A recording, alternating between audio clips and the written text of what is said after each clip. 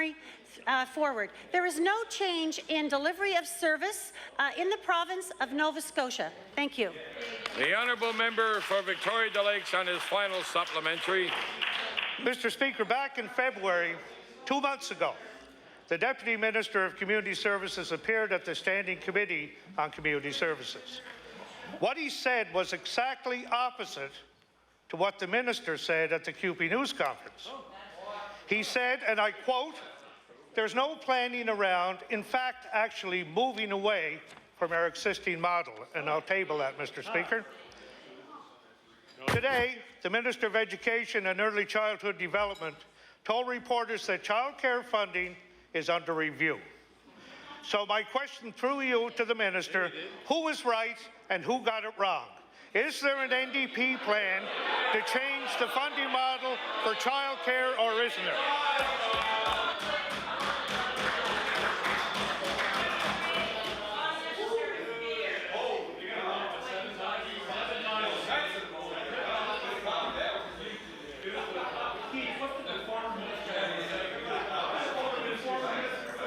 The Honourable Minister of Education and Early Childhood Development.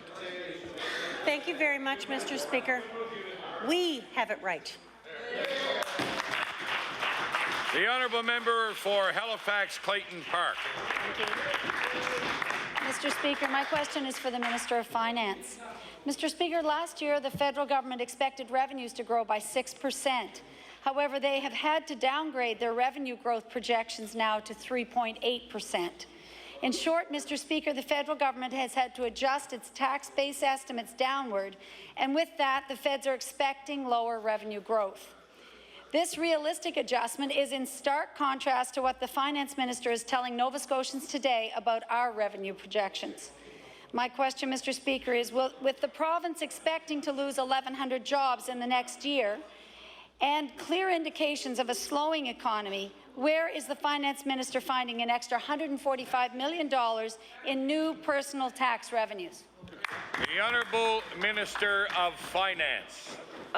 Thank you very much, Mr. Speaker, and I thank the member for the question.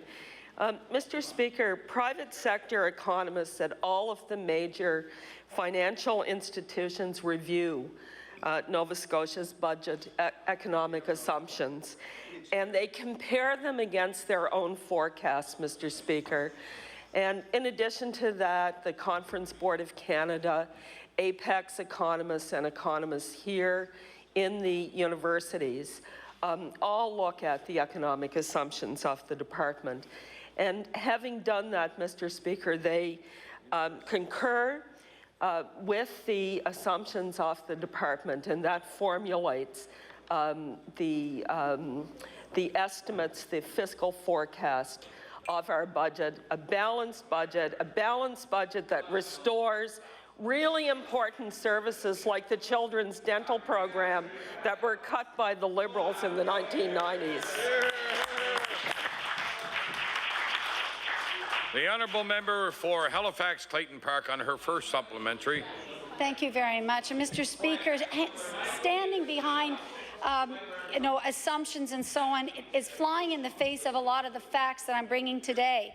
We're forecasting in the budget a 0.2% decline in employment next year. Just as important to note, the labour income growth last year was slower than it was even during the recession.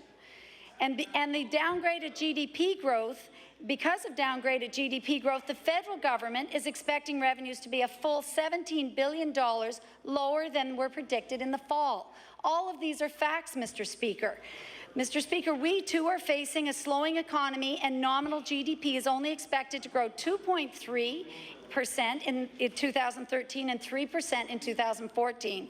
With all of these facts affecting the tax base, it's very difficult for us to understand, Mr. Speaker, how the Finance Minister can provide a lot of baffle gab about how she's going to achieve this overly estimated revenue future.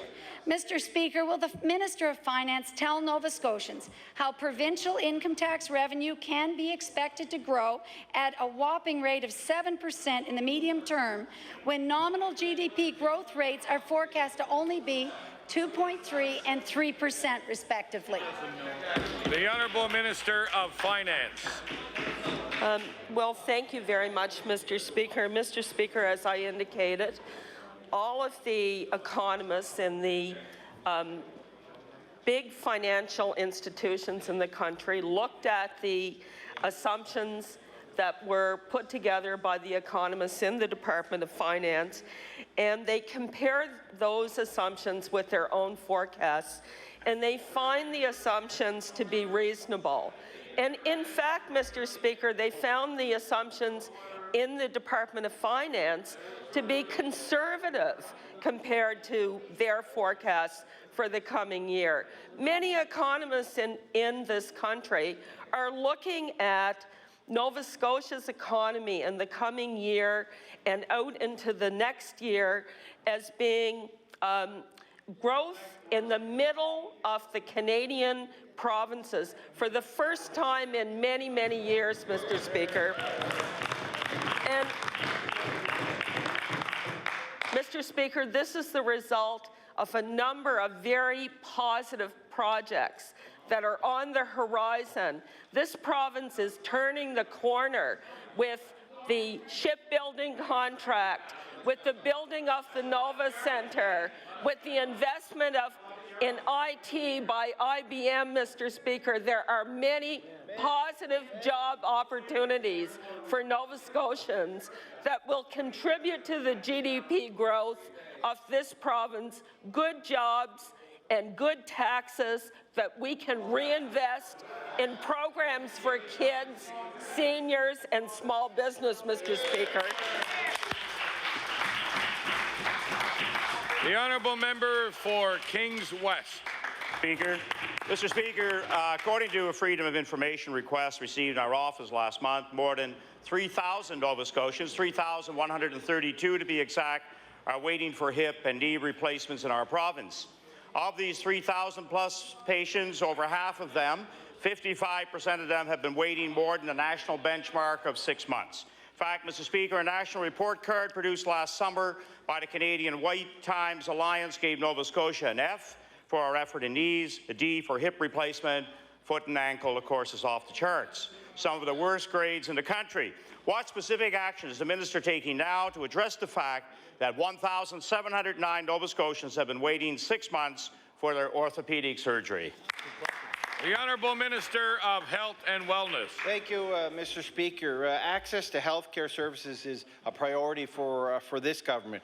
Our goal is to ensure that Nova Scotians can gain access, especially to the surgeries they need, Mr. Speaker, as quickly as possible. We know we need to work on the wait times for orthopedic surgeries. That's why I'm proud that we just recently announced an investment of an additional $2 million to increase the number of orthopedic surgeries that we could do over a weekend to really address those individuals who've been waiting over a year, Mr. Speaker. We're going to continue to work in that fashion to ensure that Nova Scotians get access to the surgeries they need. Member for Kings West on his first supplementary. Well, Mr. Speaker, even with the planned 350 surgeries, they never all got completed before March 31st. There's still over 500 patients on the wait list who have been waiting for more than 1 year. We have 1,700 plus patients waiting longer than 6 months, another 500 who have been waiting longer than 1 year. Mr. Speaker, something is not working here. Could the minister please tell Nova Scotians waiting in pain for their orthopedic surgery why the NDP plan for health care continues to fail them? The Honourable Minister of Health and Wellness. Quite the contrary, Mr. Speaker. It was the Liberal health plan of the 90s that failed Nova Scotians, Mr. Speaker. Our Better Care Sooner plan has made a real impact on improving the services that Nova Scotians get within the health care system, Mr. Speaker, and we're going to continue to work in that fashion. The Honourable Member for Dartmouth North. Thank you, Mr. Speaker.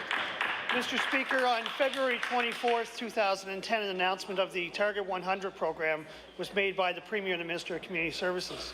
At the time of the announcement, the Premier commented that this program was designed to connect real people with real jobs in their community, and not just any jobs, but good jobs with benefits, profit sharing, and opportunities. Mr. Speaker, can the minister tell the House today how many community services recipients have benefited from the good jobs with benefits? The Honourable Minister of Community Services. Thank you, Mr. Speaker, and thank you for the question, because the Target 100 program is a very important program. I believe that we're well up in the high, around 48, 50 in the numbers, and it's a program that is different than others because it is being run by the cooperative, and plus the other factor is that it's a higher level of employment for individuals coming off of income assistance. It often puts them like in an assistant management position. So it has been a program that has been working well for those who are involved. Thank you, Mr. Speaker. The Honourable Member for Dartmouth North on his first supplementary. Mr. Speaker, at the time of the announcement, the Co-op Council stated that over the next few years, it will have hundreds of vacant positions to fill. Well, Mr. Speaker, it's been 3 years. My question to the minister, why hasn't her department been successful in reaching the target of 100? The Honourable Minister of Community Services. Thank you, Mr. Speaker. And as I mentioned in the first time, is that the fact is that the program is actually being run by the cooperative, and we support the cooperative through the clientele that has the that we feel have the ability and the education or initiative that they want to go forward with this. So if there's an agreement that with the clientele that they want to be involved in this program, and so we support them from that angle, and then the cooperative supports them in finding the work and ensuring that they have the monitoring and support to make it successful for them. Thank you. The Honourable Member for Dartmouth North on his final supplementary. Well, Mr. Speaker, we all know that the Minister of Economic and Rural Development doesn't believe in targets, and the NDP track record on actual job creation has been abysmal. Mr. Speaker, can the minister tell the House today what changes her department will make to ensure the success of this program in future so that we can connect those real people with real jobs? The Honourable Minister of Community Services. Thank you, Mr. Speaker. In fact, this government and this minister and the Department of Community Services and our hardworking staff are doing many things that have never been done in the province before.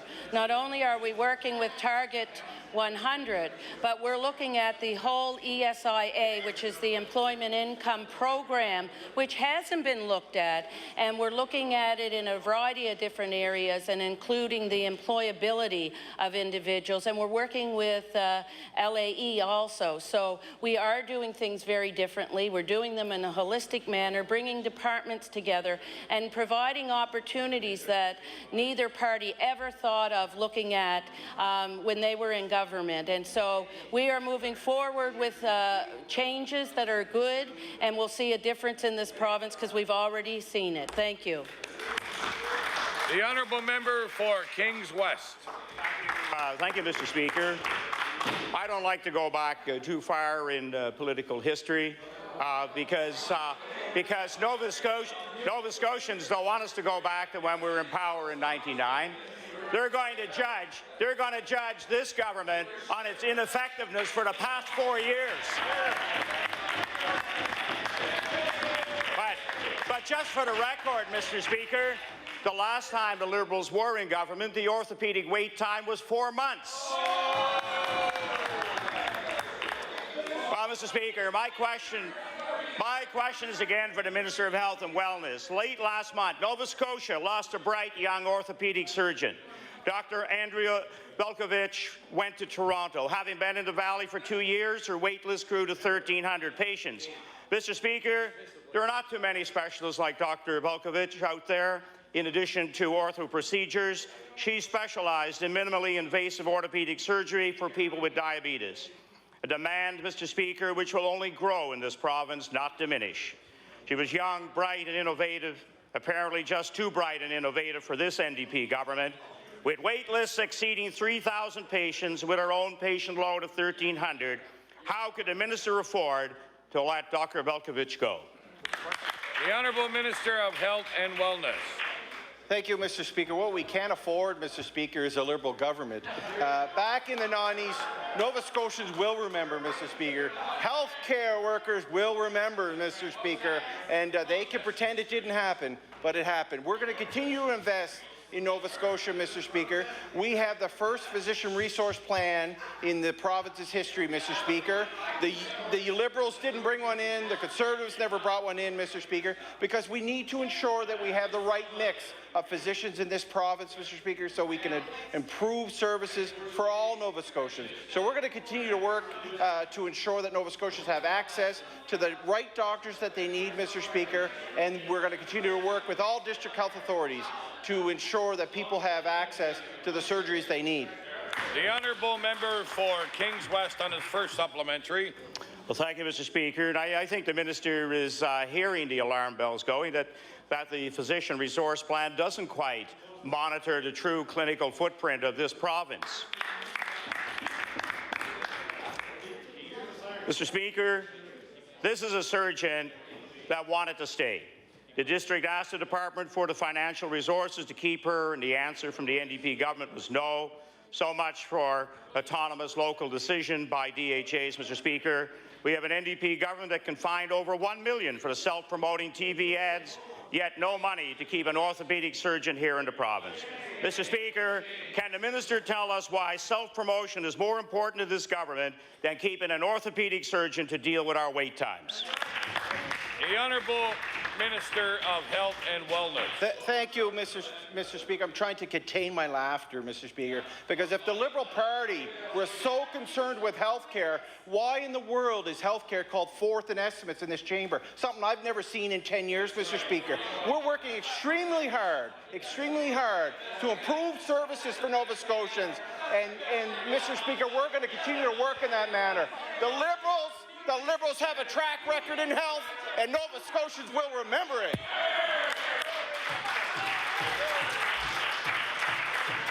The honourable member for Preston.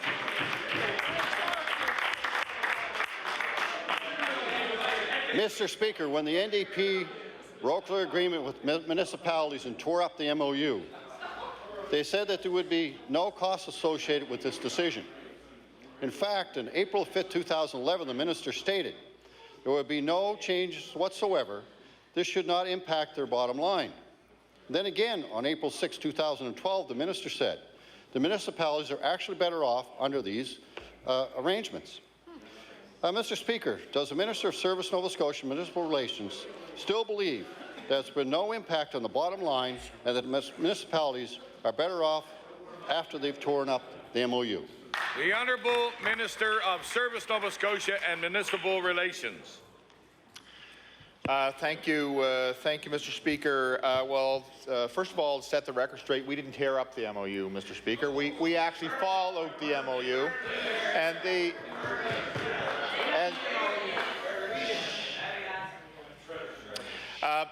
the financial position of municipalities across this province coming out of the changes that we made to the MOU, Mr. Speaker, they are better off than when they entered the MOU, and so I stand by my previous comments that it had no negative financial impact to municipalities, Mr. Speaker.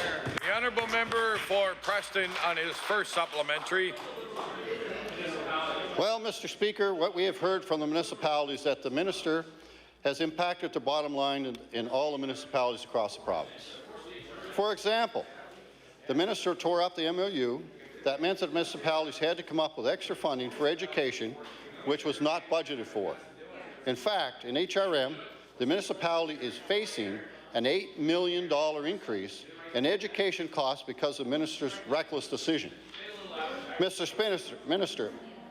Speaker, HRM faces an $8 million increase for education costs due to the minister's decision.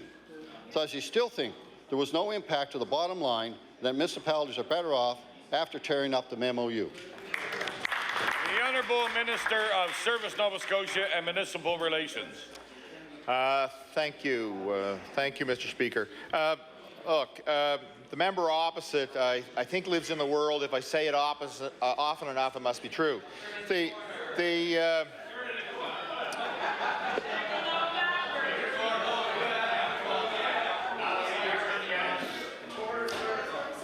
Mr. Speaker, I know that the members opposite find that amusing to use the term turning the corner because they're used to going in circles, Mr. Speaker.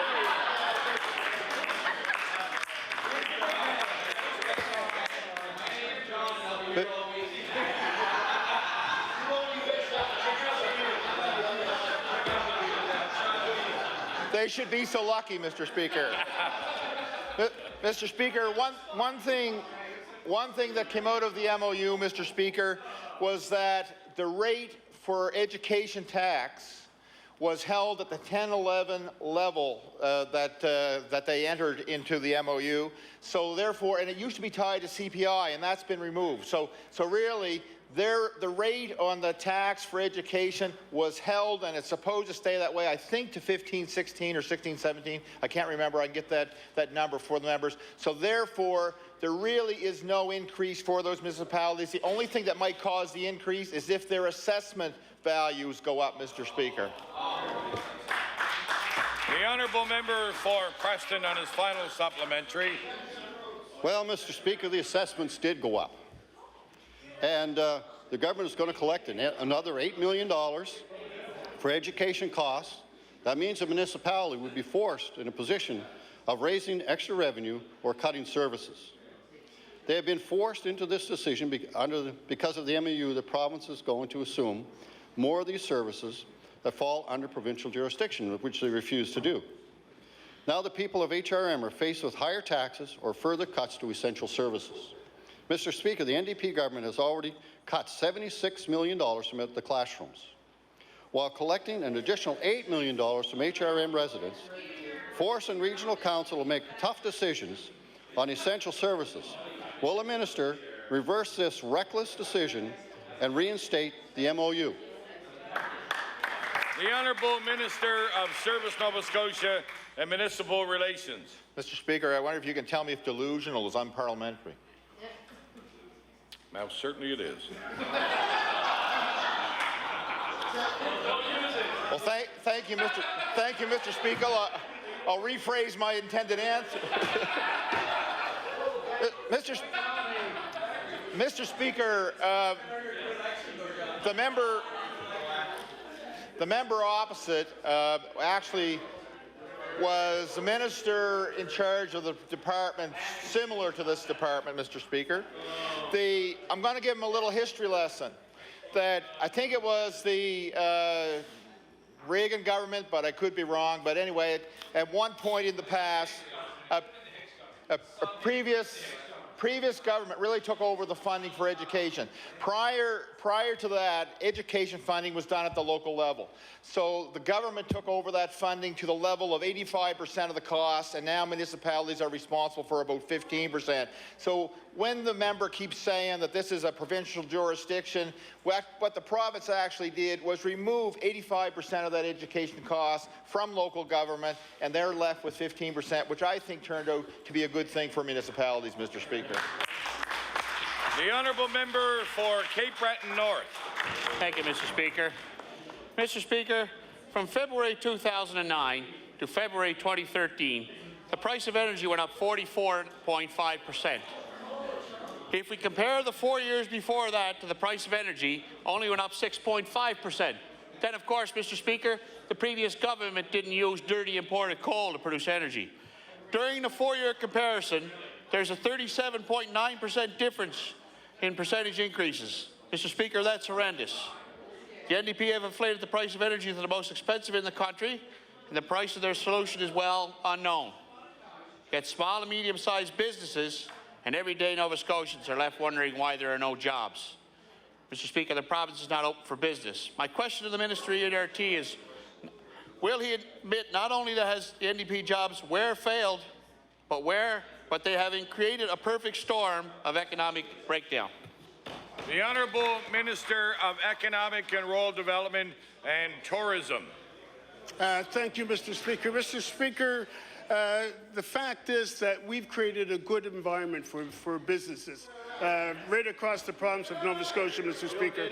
Mr. Speaker, Nova Scotians, for the first time in 20 years, are optimistic about their future, Mr. Speaker. The big projects that we've got on the horizon, Mr. Speaker, the Maritime Link, the Nova Centre, the ships project, Mr. Speaker. Mr. Speaker, the fact that we've got projects, the West coming east, Mr. Speaker, IBM building a center of excellence that could have been anywhere in the world. They chose Nova Scotia. Mr. Speaker, the horizon has never been brighter in 20 years, Mr. Speaker. The honourable member for Cape Breton North on his first supplementary. Mr. Speaker, if we look at the CPI in general for the last 4 years and the 4 years preceding that, the percentage increases are 11.7% and 6.9% respectively. That means that all items within the CPI have increased by 4.7% more than the 4 years before the NDP started their reign of terror. This means there's less disposable income for consumers and more expensive conditions for business operators. Shelter increased by an additional 1% from the 4 years before, clothing 7.7%, goods 9.5%, and transportation 20.6%. Mr. Speaker, these numbers are significant. Now, if the NDP had their way, I'm sure they would be hidden along with their $27 million error. Mr. Speaker, my question, will the minister apologize for making life harder for Nova Scotians and adopt policies that actually grow the economy and create jobs? The Honourable Minister of Economic and Rural Development and Tourism. In Florida. Thank you, Mr. Speaker. Mr. Speaker, it is indeed a pleasure to rise on my feet and talk about all the opportunities that have been created for Nova Scotians in the past 4 years. Mr. Speaker, just very recently, after the good Minister of Finance tabled her budget here in the House, she went to Cape Breton, Mr. Speaker, and she addressed the Chamber of Commerce, Mr. Speaker. As a result of that, the Chamber was quoted in the Cape Breton Post. Bear with me, Mr. Speaker, and I'm going to table this. And guess what the Chamber of Commerce said? Okay. Now this is by Paula Gallagher, Mr. Speaker, who is chairwoman of the Chamber of Commerce. And I quote, McDonald's said, this is from the Cape Breton Post, and it's dated March the 28th, 2013. McDonald's said, one of the major initiatives of the April the 4th budget will be a plan to simplify access to programs for small business. She also said the small business tax would be cut 0.5 percentage point to 3%, the lowest rate in 20 years. And I quote, the budget reflects the fact that the minister in the government had listened to what matters to the business community. Paula Gallagher, Mr. Speaker.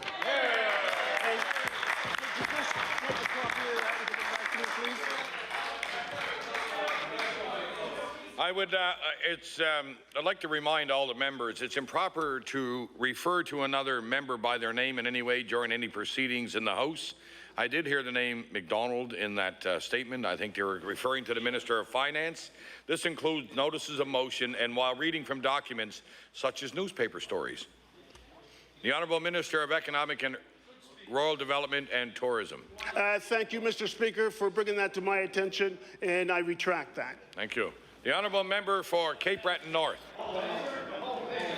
Mr. Speaker, I wonder if she also told the minister also told the chamber about lowering the threshold during that budget. Mr. Speaker, from February 2009, Nova Scotia's increase in CPI was 10.8% nationally. It was only 7.8%.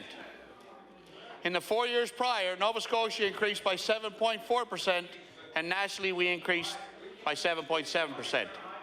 Remember the days when we had economic statistics that were lower than the national average, but in a good way? 4 years is a long time, and Nova Scotians are sick of this government's mishandling of our economy. Nova Scotia has the third lowest percentage increase in weekly wages, and almost 2% lower than the national average. So my question is the minister, will the minister commit to scrapping the failed NDP economic plan and provide relief for taxpayers who need a break? The Honourable Minister of Economic and Rural Development and Tourism. Thank you, Mr. Speaker. Mr. Speaker, I want to acknowledge that the member opposite recognized that we do have a plan. The plan is called Jobs Here, and it is working, Mr. Speaker. Mr. Speaker, we are about to turn the corner. And, you know, Mr. Speaker, Mr. Speaker, you don't have to take my word for it. I want to read another quote for you. And this says, and I'm not going to start from the very beginning, but it says, referring to this government, it says, great changes in approach for making it easier for businesses to get support and connect with the right agencies and services. It will be important to get the word out, as this is quite a significant change to how business is done in the province, especially how businesses interface with government. We will do what we can to spread the word. Mr. Speaker, that is from Darlene Grant Fyander, President of Tyans, Mr. Speaker, and I'll table that. The honourable member for Clare.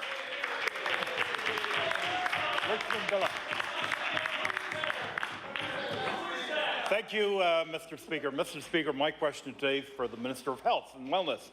Mr. Speaker, back in 2007, the Municipal Council in Clare forwarded a proposal to the Department of Health to ask government to replace the existing long-term care facility of Villa Acadienne, which opened back in 1974 in Metegan. Villa Acadienne, Mr. Speaker, opened around the same time as the Tideview Terrace in Digby, the Tidalview Manor in Yarmouth. These two long-term care facilities have both been replaced in recent years. So my first question to the Minister is, has his department made a decision yet on replacing the Villa Acadienne? The Honourable Minister of Health and Wellness. Thank you, Mr. Speaker. I thank the member for bringing that forward. I know we recently met in my office where the member brought this to my attention, the concerns of his community. My commitment was to him as soon as I can and as possible get down to see the Villa Acadienne down in his area, in his riding, because I've tried to do that on a number of occasions across the province. I've said in the past that the government is going to continue to be involved in replacement of long-term care facilities. We're going to continue to be involved in renovating current and existing long-term care facilities, Mr. Speaker. We're going to continue to assess the needs in the community, also with the investment that we are making in long-term care and home care, and we'll be making those decisions as we move forward and implement the budget. The honourable member for Clare on his first supplementary. Thank you, Mr. Speaker. Mr. Speaker, in 2011, the department staff started a review of existing long-term care facilities in order to develop a priority list for the department. So again, to the Minister of Health and Wellness, could the Minister please tell us whether the review is completed, and if so, will the Minister table the replacement priority list before the end of business today? The Honourable Minister of Health and Wellness. Thank you, Mr. Speaker. We know the demographic shift and change that we're seeing here in Nova Scotia. That's why, as a government, we need to ensure that we change policies. We ensure that services are there for seniors. And long-term care is one of those areas where we need to continue to look at investing in, but also ensuring that seniors in our province have options. So they have options if they need to go into a long-term care facility, but also more importantly, and from what I've been hearing, and I know many members of my caucus have been hearing from Nova Scotians, especially seniors, is that they want to stay in their homes longer. So we're going to continue to move forward on both fronts, ensuring that long-term care facilities are there in communities across the province, but ensuring that the services like home care are there for seniors also, so that they have good options for the care and the residents and the support they need as they get older here in our province. The honourable member for Clare on his final supplementary. Mr. Speaker, in recent months, I have received copies of letters from individuals from Clare who have written the Minister looking for an update as to when the Department of Health and Wellness will decide to move forward with replacing the Villa Acadienne.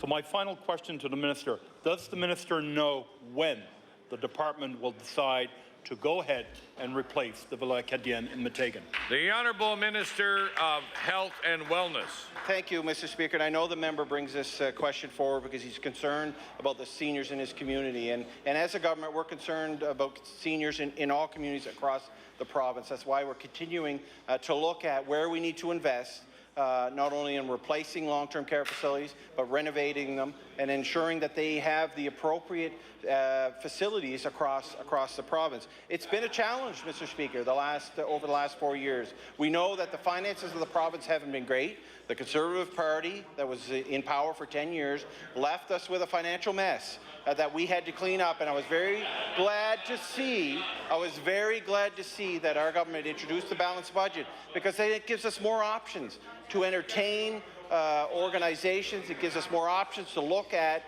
projects like the Villa Acadienne and replacement of that, Mr. Speaker, into the future. And I know the member will look forward to any announcements that we have as we unroll the budget over the next coming months.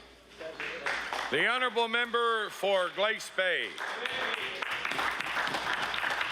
Thank you, Mr. Speaker. The CBRM's proposed capital plan involves investment of $300 million to tackle major challenges related to decaying community infrastructure, significant wastewater upgrades that are required, as well as facilities, recreation, and fleet modernization programs. During a speech to the Sydney and Area Chamber of Commerce last Friday, the Minister of Finance congratulated the CBRM and stated that their capital plan was, quote, interesting. So my question, can the Deputy Premier confirm that the CBRM capital plan has been considered during his government's budget deliberations, and have allegations been set aside to leverage federal infrastructure dollars? Good question. The Honourable Deputy Premier. Mr. Speaker, our budget was well finished by the time that came out. Thank you. The Honourable Member for Glace Bay on his first supplementary. Mr. Speaker, the federal infrastructure funding was announced on March 27th. The CBRM capital plan was released long before that, and the prepayments to universities took place on March 28th. So, in fact, that is not accurate what the Deputy Premier just said. If the entire province is to benefit from mega projects on the horizon, then a sound, fact-based decision to support local employment is both financially prudent and good public policy, Mr. Speaker. If municipalities can construct plans that capitalize on 25-cent provincial dollars, then this will provide our communities with a chance to stem the tide of rural outmigration. So my question to the Deputy Premier, does he agree that the proposed CBRM plan could serve as a template for employing Nova Scotians while global, national and provincial economies recover and return to health? The Honourable Deputy Premier. Mr. Speaker, it's an interesting proposal we received from in kind of a shell from the municipality, and we'd be looking forward to see exactly where it is. But you know what, Mr. Speaker, I don't know where the member was last fall, if he slept through it or not, but that's when our capital plan was put forward, and this fall we'll put another one forward, Mr. Speaker. Thank you. The Honourable Member for Glace Bay on his final supplementary. Mr. Speaker, the Deputy Premier sees what I see when he's home in the Waterford. He sees what 18.6% unemployment looks like, Mr. Speaker.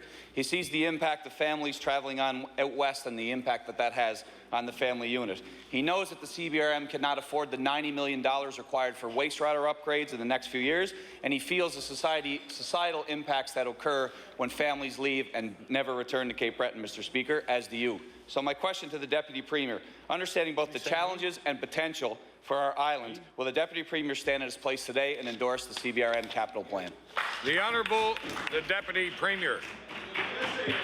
Thank you, Mr. Speaker. Mr. Speaker, what I will endorse is this government's investment in Port Hawkesbury, in the mill in Port Hawkesbury, which that party was against, Mr. Speaker. That's why I've endorsed. I will endorse, Mr. Speaker, Muskrat Falls, which we're for, and they're against, Mr. Speaker. I will support the dredging of Sydney Harbour, Mr. Speaker. But one thing I want to endorse, Mr. Speaker, when that member was with the federal member and there was unemployment rates of 21.8%, and they slept through that, Mr. Speaker. Excellent. The Honourable Member for Richmond. Mr. Speaker, the mayors, wardens and chief administrative officers of the Strait area have raised concerns over a decision by the NDP to move from 12 regional development authorities to 6 regional enterprise networks to carry out economic development initiatives in Nova Scotia. Speaker, the Strait area, which includes municipal units within the counties of Richmond, Inverness, Guysborough and Antigonish, have a long history of working together on many fronts. They are concerned that having the Strait area divided between two regional enterprise networks will weaken the focus on economic development in the Strait. So my question to the Minister is, will the Minister of Economic and Rural Development and Tourism advise whether his government is open to the proposal for a Strait area regional enterprise network? The Honourable Minister of Economic and Rural Development and Tourism. Thank you, Mr. Speaker, and I thank the member for the question. Mr. Speaker, I think one thing that all Nova Scotians want is strong, economic, viable communities. And one of the things about that it should be known when it comes to the regional enterprise networks is that this is led by the Union of Nova Scotia Municipalities, Mr. Speaker. We are one of the stakeholders with this, and the downsizing of the RDAs was certainly one of the recommendations that was put forth a few years ago by Donald Savoy. The municipalities thought that this was an appropriate avenue to go, and certainly as far as we, the government, are concerned, we're open to listen to anything. The door hasn't been closed on anything yet, Mr. Speaker. The Honourable Member for Richmond on his first supplementary. Well, thank you, Mr. Speaker. I'm pleased to hear that response. Speaker, projects such as the Melfort Container Terminal, the proposed Bearhead liquid natural gas site, and possible expansion of New Star Terminal in Point Tupper present exciting possibilities for the economy of the Strait area. Yet having the Strait divided between two regional enterprise networks, one for all of Cape Breton Island and one for Guysborough, Antigonish and Pictou counties, will certainly weaken the focus of these projects and others for the Strait area. So my question to the Minister is the Minister prepared to meet with the mayors, wards and chief administrative officers of the municipal units in the Strait area to explore the possibility of a standalone Strait area regional enterprise network? The Honourable Minister of Economic and Rural Development and Tourism. Thank you, Mr. Speaker, and I'm sure the member opposite will recall meetings that I certainly had in his writing, requests made on his behalf, and I will say that one of the things that I've continually boasted about, and maybe the only thing I boast about, is that I consider myself as the most accessible member in government, Mr. Speaker. Yeah. So the answer is yes. The Honourable Member for Inverness. Thank you, Mr. Speaker. My question is for the Minister of Finance. Mr. Speaker, in 2005, the former NDP Minister of Finance and member for Halifax Fairview understood bracket creep. And if I may quote, it was said at the time, there is no increase in the income tax rates, but let's make no mistake about it, this budget includes an increase in income tax, but it does it indirectly, not directly. There are two principal ways the government is doing that, and one is that there is no inflation indexing of the tax brackets. So while inflation marches along, the tax brackets do not. Simply put, virtue of inflation, more people moving into a higher tax bracket. So, Mr. Speaker, my question for the current Minister of Finance, does the current minister feel as if does the current minister, if the NDP cared about bracket creep in 2005, why are they 0 for 4 in addressing the matter in their last 4 budgets? The Honourable Minister of Finance. Thank you very much, Mr. Speaker, and I thank the member for the question. Mr. Speaker, I've been in this House for 15 years, and Mr. Speaker, one of the things that I do remember was when Premier Ham and the government of the day decoupled the federal and provincial income tax systems. That led to provincial income tax no longer being indexed, Mr. Speaker. So there's nothing new here. I don't know how many finance ministers we've had since that time, but I venture there have been 3 or 4 anyway, Mr. Speaker. Mr. Speaker, taxes support the services that Nova Scotians rely on. I'm very proud that this year we've been able to bring the province back to a balanced position. Mr. Speaker, we've been able to introduce some modest tax measures to provide relief to small businesses and to senior citizens. and people who live with low incomes, Mr. Speaker. And that's quite an accomplishment, given the mess that this government inherited. But we will look into other tax measures in the future, but let's get this budget through, and I'll be looking forward to the support of the honourable member when that vote comes. The honourable member for Inverness on his first supplementary. Well, Mr. Speaker, I think the minister highlights the importance of keeping one's word here in the legislature. And I know for myself, I've always kept my word in here, which is something members on the opposite side haven't with respect to Bracket Creek. Also, Mr. Speaker, we also have to wonder about how the state of this province would be if Nova Scotians had to endure what these members opposite suggested we do when they voted against balanced budgets in the past 8 years before they inherited government. So that needs to be put on the record. But I want to quote, Mr. Speaker, one more time from the former Minister of Finance, and that is, let's make no mistake about it, this is a tax increase measure, the government's continuing refusal or inability to index tax brackets, and that is much of a tax grab as the Minister of Finance reaching into your pocket or into your wallet or into your purse and taking out the money. So my question for the Minister, Mr. Speaker, is does the current Minister of Finance feel as if she has reached into the wallets and purses of Nova Scotians and taken their money?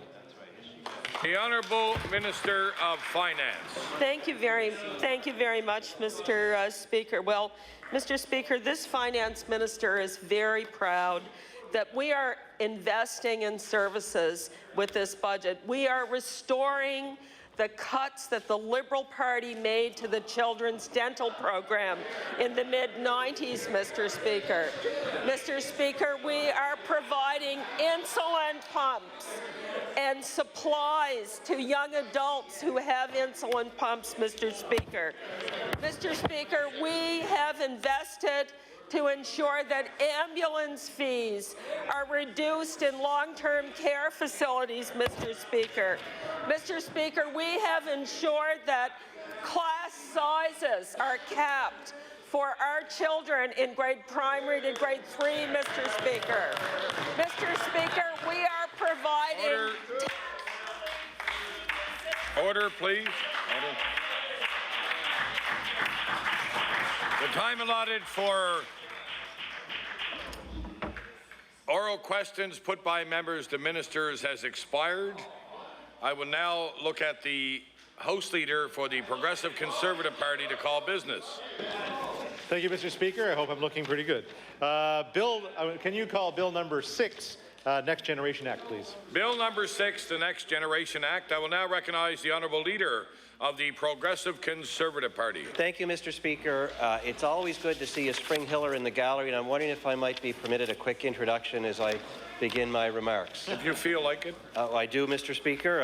I just happened to look up and see Mr. Rick Clark, the President of the Nova Scotia Federation of Labour, and a Spring Hiller in the gallery. And is that where he's from? I don't know if they noticed him.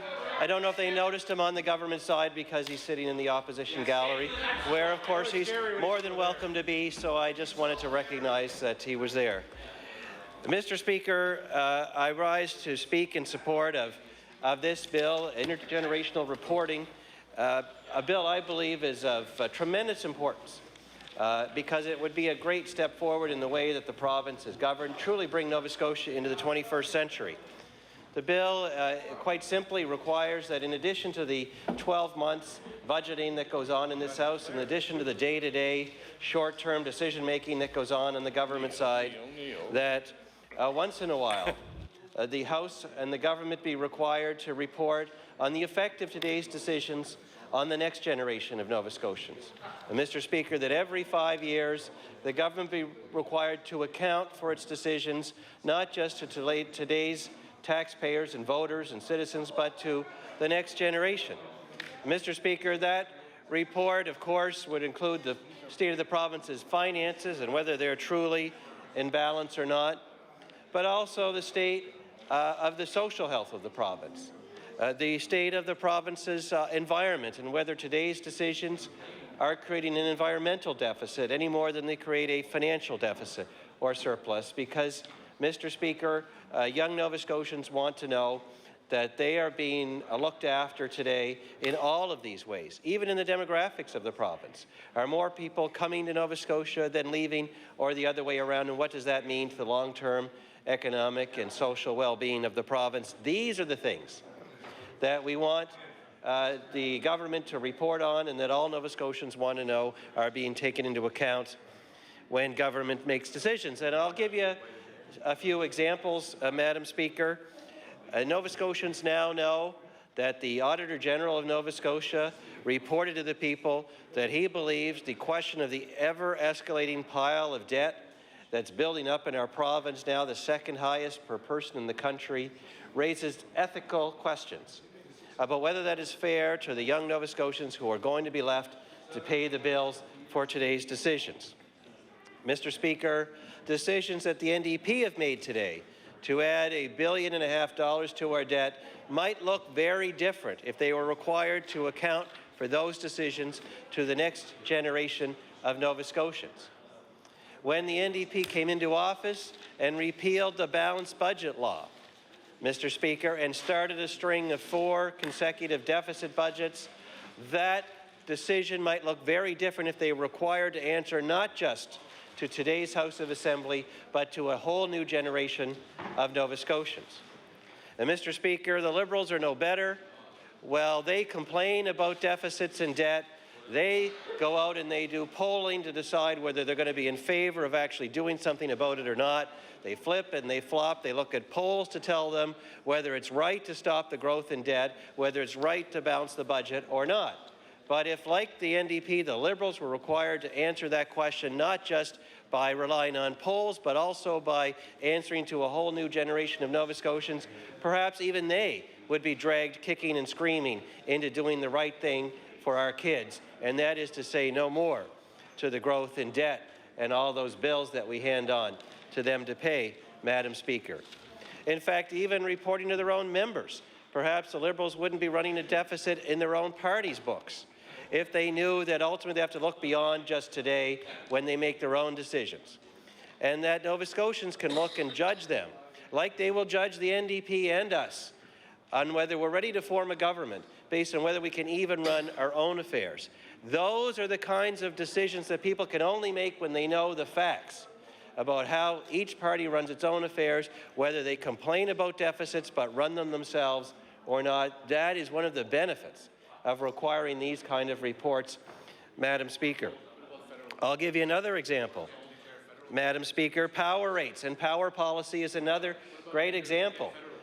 One would have to wonder, would the decisions of the government be different, where they commit Nova Scotia to 35-year, $1.5 billion decisions, clearly leaving the bills for many more generations of Nova Scotians to pay, acknowledging that those decisions today will add 1 or 2% every year to our already sky-high power rates. Maybe if they were required to answer not just to today's Nova Scotia, but to the next generation of Nova Scotia, that those decisions would be very different. And Madam Speaker, one can just imagine what the last election campaign would have looked like if politicians were required to account for what they say in the long run. Because what Nova Scotians now know 4 years into an NDP government is no one asked them. The NDP didn't ask them. The Liberals didn't ask them. No one asked Nova Scotians in the 2009 election, do you want to pay more for power? Are you willing to pay more for power so that the NDP can brag that they have the highest renewable targets in all of North America? Perhaps Nova Scotians would have voted differently if they had been given an accurate question. And this bill would point to an accurate question, Madam Speaker, because what we now know, as Nova Scotians have seen their power bills skyrocket by over 30%, that they do not want to pay more than they can afford. And yet no one asked them that in the last election. And Madam Speaker, for the Liberal Party to run TV ads promoting a policy that actually jacks our power rates up even more and manages to eliminate any hope of private investment in renewables at the same time, that is an amazing trick, Madam Speaker, because the very policies that they promote have been proven a failure in New Brunswick, in Ontario, in Texas, in California, in all those places. The very policies that they advertise on TV both drive up our power rates and stop the investment in renewables at the same time. That's why, Madam Speaker, it's important that they too be held accountable for what they say, not just today, but for the future. And, Madam Speaker, the only responsible power policy that meets the test of today and tomorrow is to freeze power rates, not charge Nova Scotians more, and invest in renewables in a way that Nova Scotians can actually afford. That's why this bill is so important. Or I could move on to taxes, Madam Speaker, because the government has chosen to pull $3 more out of the pockets of everyday Nova Scotians for every $1 that the government itself plans to find in so-called savings to try to get to a balanced budget. $3 from us for every $1 from itself is not a balanced approach to budgeting. That's why, Madam Speaker, so many Nova Scotians are skeptical about what the government is claiming about this budget, because they are the ones who are left to pay while the government lets its own accounts off the hook. Now, Madam Speaker, perhaps if the NDP were required to report not just to today's voters, but to tomorrow's Nova Scotians about why they want Nova Scotia to have the highest taxes in all of Canada, user fees that have skyrocketed beyond the ability of Nova Scotians to pay, and on and on and on. Perhaps then we could get some sanity when it comes to tax policy in this province. Perhaps then, Madam Speaker, young Nova Scotians would stand up and say, when you do that, more and more of us move away. More and more of us go to Ontario or Alberta, where there are more jobs, where there are lower taxes, because lower taxes and more jobs go together. And only when you report on all of those things can you truly make responsible decisions as a province, Madam Speaker. But no one asks them. No one asks the very next generation of Nova Scotians who have to pay those taxes, who have to make those career decisions, who have to decide who to believe on jobs, on the economy, on power rates. No one asks them, and that is the problem, and that is exactly the problem that this bill will solve. Hold all parties to account for the crazy things they say today. Order, please. Now recognize the honourable member for Hammonds Plains, Upper Sackville. Thank you very much, Madam Speaker. And I don't even know where to begin with this bill, because it's quite rich coming from the Conservative Party on you know, about accountability and trying to make decisions based on informed information that is informed. And so, you know, I find, you know, the Conservative Party of Nova Scotia are the all-time big spenders in this, Madam Speaker. Let's not forget that it was in the 2003, just prior to the 2003 provincial election, it was the Conservative Party who said, well, you know, what we're going to do is we're going to pass out $150 checks to everybody in the province of Nova Scotia.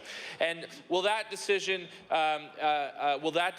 be the best thing for our next generations? You know, Madam Speaker, I've heard from many of my colleagues who have been in this House since that time, and they said at that point in history, people were donating that $155 checks back to charities, Mr. Speaker, Madam Speaker. People were giving donations to campaigns, the $150 checks, because they were so enraged that the Conservative Party would give $150 checks to everybody across the province. Checks, Madam Speaker, checks. What would you do with a check? Of course, I would never say this in this chamber, but why would you give a $155 check days before an election? Madam Speaker, why? Why would you do that, Madam Speaker?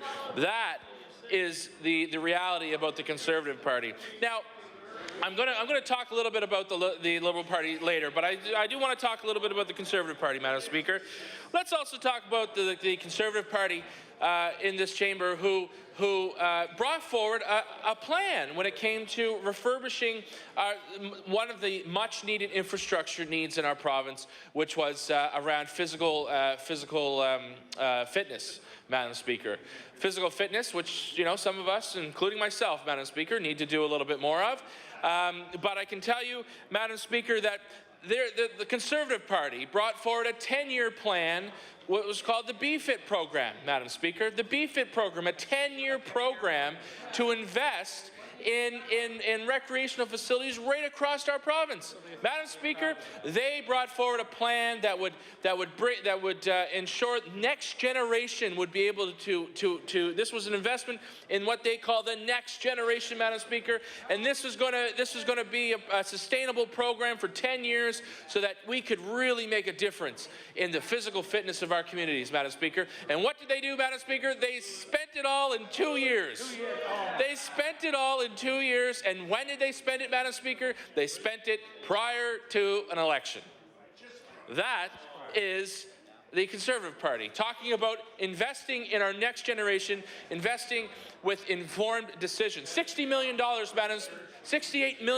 Madam Speaker, that was spent in 2 years. Another example, Madam Speaker, is they brought forward an example of a hospital in Colchester that was much needed for that community. But, Madam Speaker, the interesting part is they brought forward a hospital without a plan, Madam Speaker. Decisions that could have been informed if they had a plan in place for our next generation, Madam Speaker. Exactly what this bill is talking about. Having informed decisions, but, Madam Speaker, classic Tory, they didn't do it.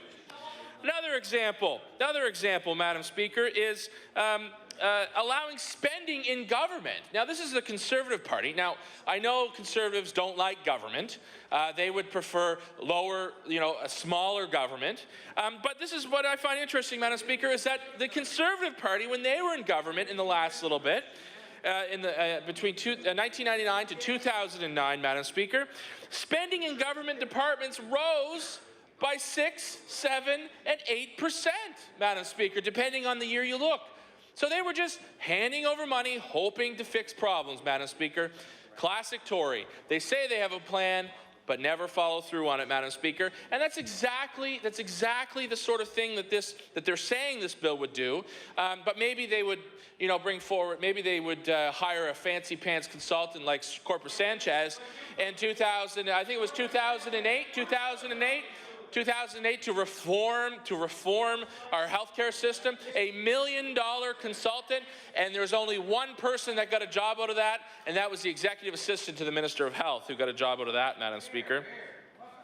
Another example of the Conservatives making decisions about our finances, we know that our offshore revenues peaked in 2008. And we had over $450 million in offshore royalties coming into the province as revenue.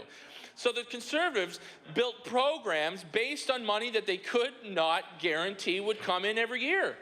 The Conservatives did that, Madam Speaker. And so I find it ironic that this bill is here before us in the legislature. Of course, I could not forget, Madam Speaker, the issue of the kiddie ATVs, Madam Speaker, a decision that I'm sure the Conservative members across the way would be hanging their heads in shame.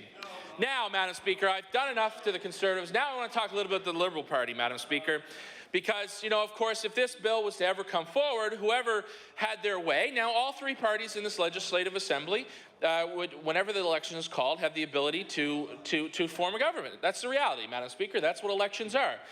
But one of the ways that this bill we'd have to have accountability in the decisions of whatever party's in power. But I can tell you, Madam Speaker, is that in the past, Madam Speaker, the decisions of the Liberal Party were to bring forward P3 contracts for our schools, Madam Speaker. And, we've been paying those fees. We've been paying those fees, those leasing fees, for the last 14 years, Madam Speaker. And we will, no matter who's in power in the coming years, people will have to decide, that the government of the day would have to decide whether or not we're going to buy those schools, Madam Speaker, for our children, Madam Speaker. And that, if we were to buy all of those schools, Madam Speaker, all of those schools, an additional $250 million. An additional $250 million, Madam Speaker, is an example of when decisions in the past were made without having informed decisions. Another example, Madam Speaker, is when the Liberal Party luckily didn't have their way, but what they did was that they were proposing to borrow $600 million to pay down the debt of the DHAs, Madam Speaker. $600 million, just borrowing the money. And how does that work, Madam Speaker? Another example of decisions made and not thinking about future, Madam Speaker, our future generations, was the decision to close 1,500 hospital beds, Madam Speaker. 1,500 hospital beds that the Liberal Party closed. And they fired 1,000 nurses, Madam Speaker. They fired 1,000 nurses, told them to leave the province. And we're still paying for their decisions, Madam Speaker. That's the reality. That is the reality of the Liberal Party in this province. They tore up the teachers' collective bargaining rights, Madam Speaker, and rolled back wages. They rolled back people's wages, Madam Speaker. This government has been able to contain government spending, so that we don't see these large inflationary costs in our province, Madam Speaker. You know, the other thing is, I know the member from Yarmouth was speaking earlier today, and he was talking across the way about amalgamation, and he said that he agreed with amalgamation. He agreed with forcing the HRM to come forward. He agreed with that. He said that was a good decision, Madam Speaker. We'll talk to the other municipal units during that time.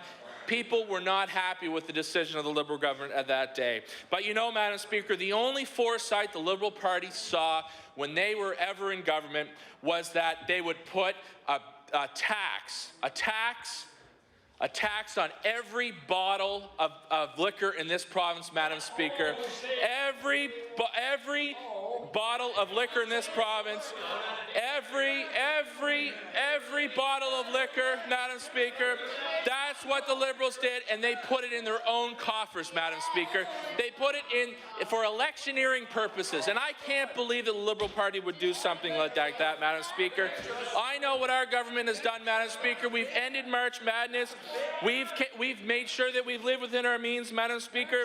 We've made strategic decisions and disciplinary decisions in how we spend our money. Madam Speaker, we are turning the corner on 20 years of the slowest economic growth in Canada, with large new projects like Muskrat Falls, the shipbuilding contract in the Nova Centre, Madam Speaker. I wish I could go on, I really do, but thank you very much, Madam Speaker. The honourable member for Halifax, Clayton Park. Thank you so much, Madam Speaker, and it's a pleasure for me to get up and speak a little bit about this act. Madam Speaker, when I looked at what this act is about, it strikes me as highly unrealistic. It's a suggestion that every 5 years the government will report on financial and fiscal and different government policies that have come into play, and they'll report on how that's going to affect people 45 years in the future. I mean, Madam Speaker, it's clear that right now we see the difficulty in forecasting 1 year into the future. The NDP's current budget and estimates for the coming year are again, a part of the narrative that's been created by the government to go into an election with, to create a story that looks positive when in fact it is not, when in fact all the indicators, financial and otherwise, are saying that we are not going to see huge increases in revenue. We see that, it's difficult, Madam Speaker, for politicians and government staff to forecast 1 year out, let alone looking 45 years out to see the impact of their decisions. So what sounds nice in this bill, it sounds nice to call it an intergenerational bill. It sounds like a good idea to consider the impact on the future, but it is highly unrealistic, Madam Speaker. I think that says a lot about what we see right there. Madam Speaker, the leader of the third party went on at some length about power policies and other issues that, while very interesting, really don't have a great deal to do with this budget. The one thing we know about the Conservative budgets and how they approach finance is that they say one thing and they do something different in government.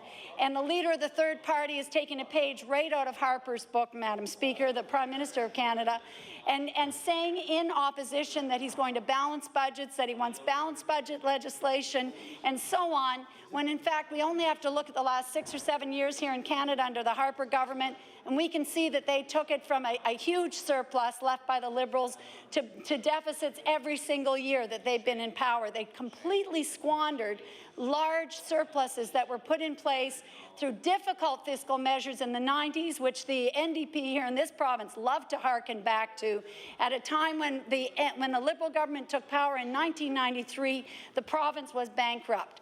The first cabinet meeting that was held, they were told that although they were only 2 or 3 months into the fiscal year, there was no money in the coffers. Imagine that if you were in cabinet and had to face the fact that the previous Conservative government had completely squandered an entire year's worth of payments in 2 or 3 months, not even a quarter of the way through the year.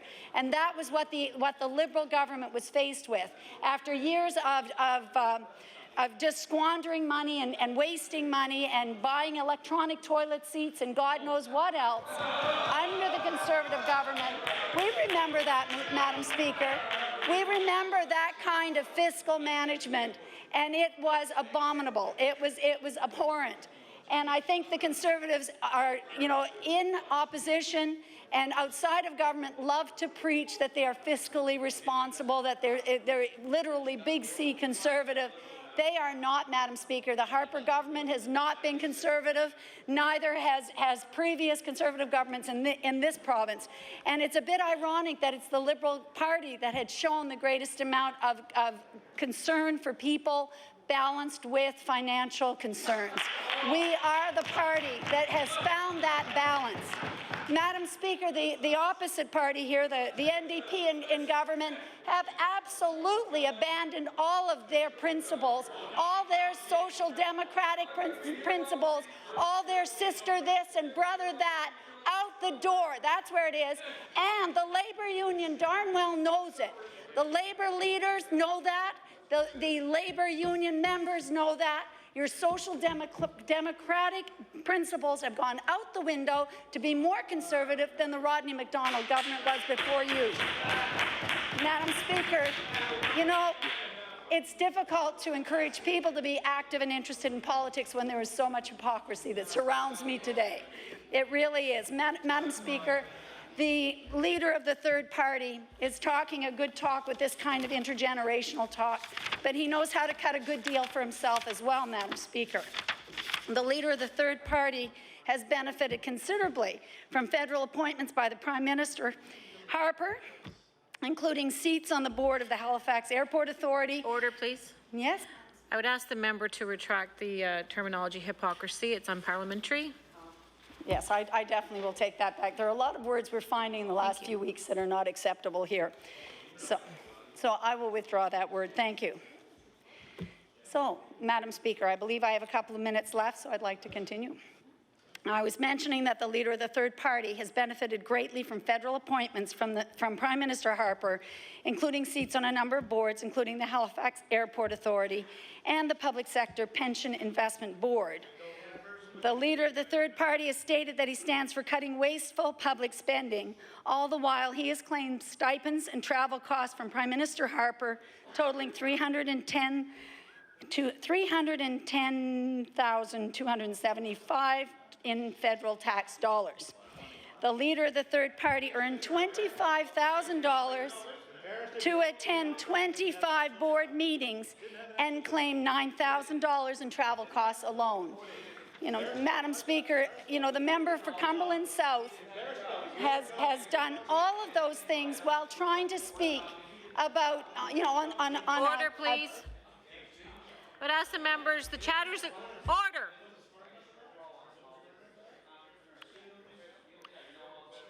If the members continue to talk, I will ask them to leave the chamber.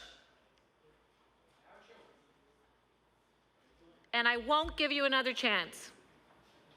When I call order, I mean order. The honourable member for Halifax Clayton Park.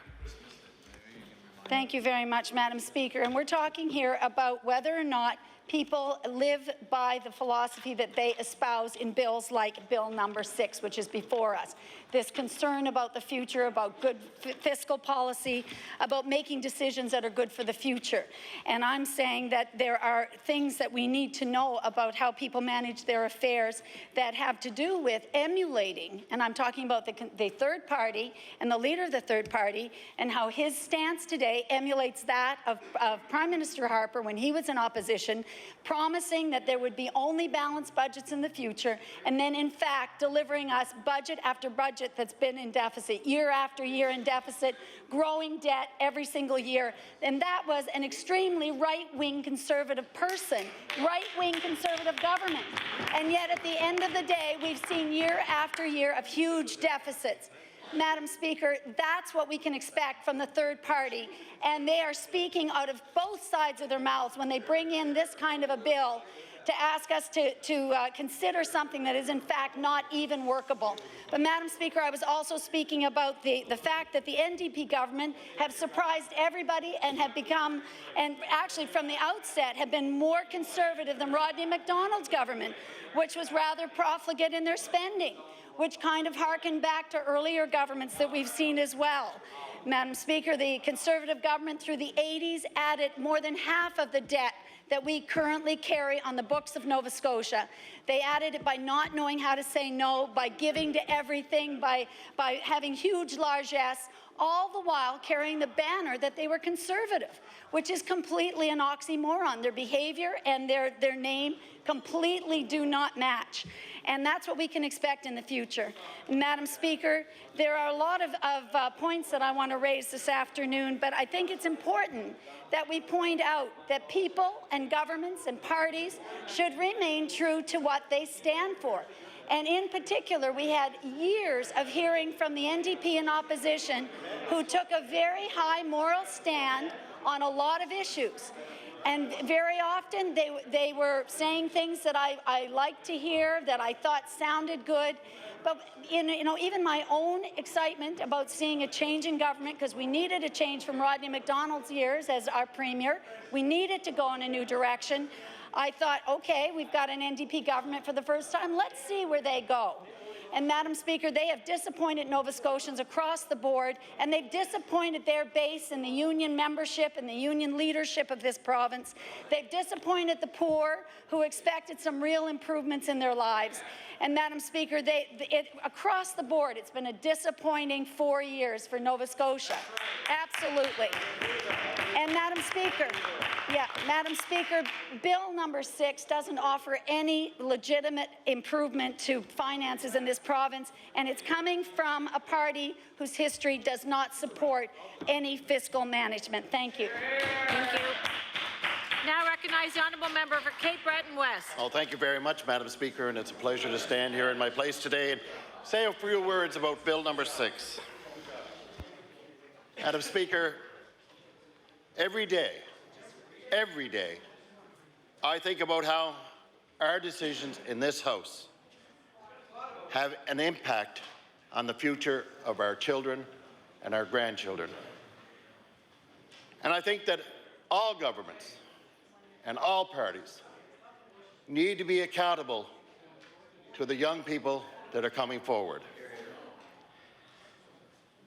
Madam Speaker, I believe that it is imperative that we understand the impact of today's decisions on our finances and on our future and on our environment and on our social conscience as we move forward in this province that we all love so dearly.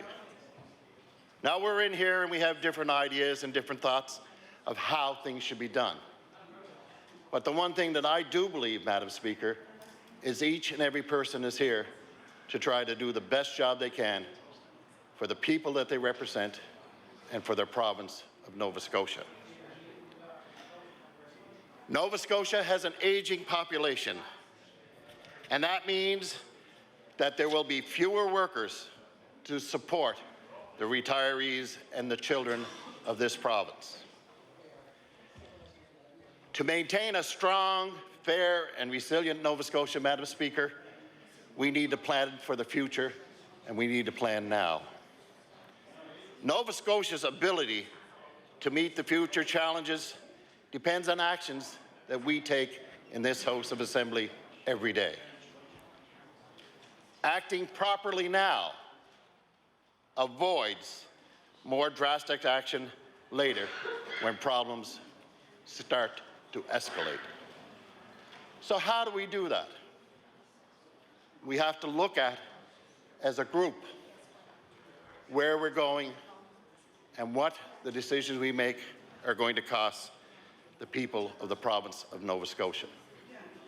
What are those decisions going to cost your children and my children and our grandchildren? What are we going to be able to do to make sure that the kind of a province that we've enjoyed is there for our children to enjoy? This bill is a start. This bill is a start towards that, of making sure that we look at the decisions we make, check them out, and see if they're actually going to work down the road. Now, Madam Speaker, I don't think there's anybody in this House, and I don't think that I have all the answers. And there's nobody, Madam Speaker, more surprised than me at the changes in the way technology and lives have been going on here in Nova Scotia. So to think that we as a group can sit here and make legislation and make decisions of where we're going in the future without that future changing and without that future having different impacts than it has today would not be something that I think this group of people would want to do. We all know that the variables are changing as we move forward. How we are going to move as a province is changing day by day, hour by hour. Now, Madam Speaker, no piece of legislation is perfect, but it has been my experience that we have to start somewhere. Madam Speaker, the Attorney General raised the issue of whether a deficit is moral. Well, you know what? The reason he did that is because we load spending onto the young and we make future generations pay for services consumed today. Madam Speaker, this bill is to help address that. It's time that we had a formal and transparent way of taking stock of what we're leaving behind, what we're asking our children and grandchildren to pay for. We need a process that makes us think and account for what it is that we are passing in this House of Assembly. Now, Madam Speaker, this bill helps to focus our thinking on doing the right thing. Now, a few weeks ago, maybe a week ago, I was pleased to hear the honourable member from Clayton Park speak to the principle of transparency. I view the member from Clayton Park as a person with high character who does the right thing. Madam Speaker, it was very telling when she decided to defend the failings of her own party leadership on another issue of transparency. It was a great example of an issue of how we should do the right thing. It was, Madam Speaker, a great example of how politicians should be transparent about the things that they do where people will have trouble believing they did the right thing. And Madam Speaker, it was a great example of how politicians should account to a new generation for the actions of the past. Madam Speaker, I don't think she would have made the same choice herself, and she would have been right not to do so. Now, Madam Speaker, we're moving forward and looking at this bill. There is an argument that is essentially that an aging population and a slower population growth is likely to produce a gap between spending and revenues. And that gap, Madam Speaker, will increase government debt. It will increase it, Madam Speaker, higher and will impose higher taxes on our next generation. And Madam Speaker, that means that higher taxes would mean smaller pay packets and less disposable income for the ordinary Nova Scotian. With the workforce being a shrinking portion of the population as the population ages, the tax burden becomes heavier and heavier for the work-age person.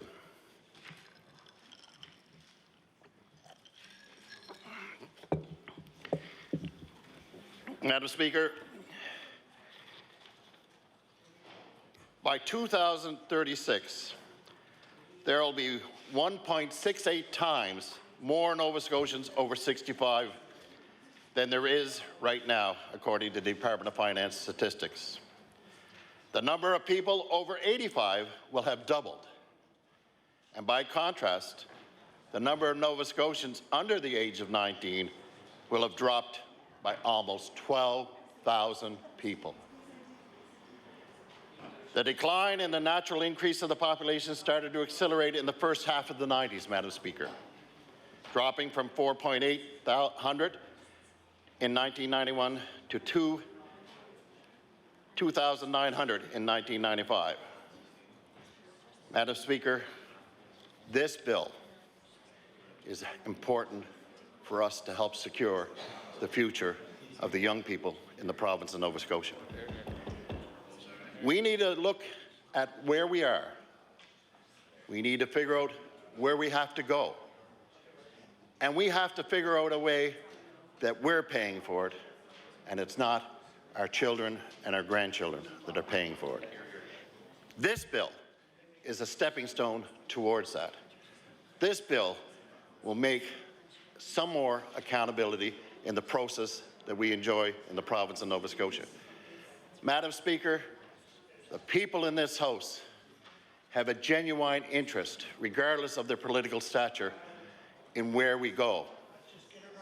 But we need to work together to make sure that there is the ability for the young people of this province to enjoy the type of life that I've had the opportunity, and I know most of you here in the House have had an opportunity to enjoy.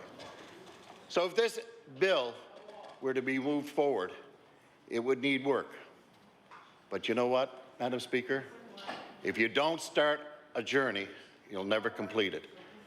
And this bill is the beginning of a journey that will help the young people of the province of Nova Scotia. Thank you.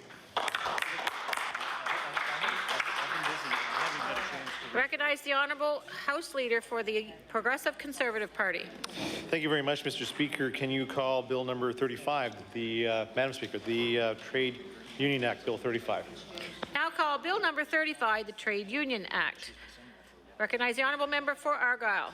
Thank you very much, Madam Speaker. It's my pleasure to stand and speak a few moments on Bill 35, one that this is, I think, the second time that we've put it through the House of Assembly. I think it's probably the second time or third time that we've had the opportunity to talk about it.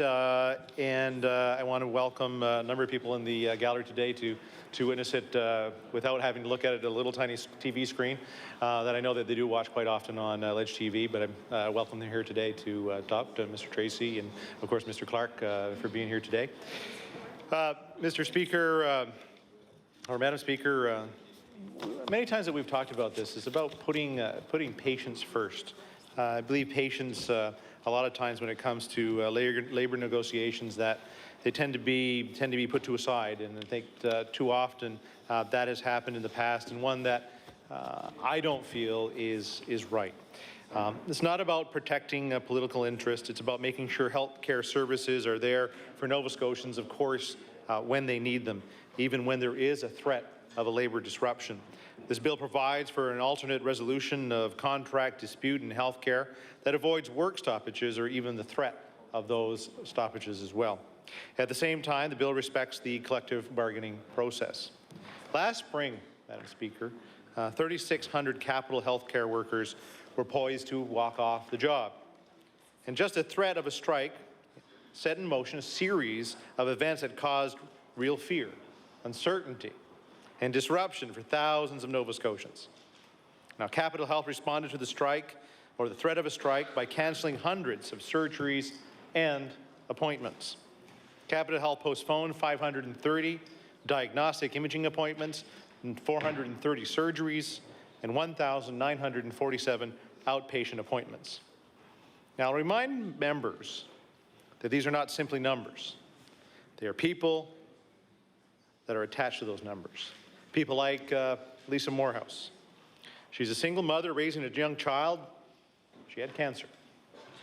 And just as her treatments were about to start, they were postponed because of that threat. Just the threat. There was no strike, just the threat.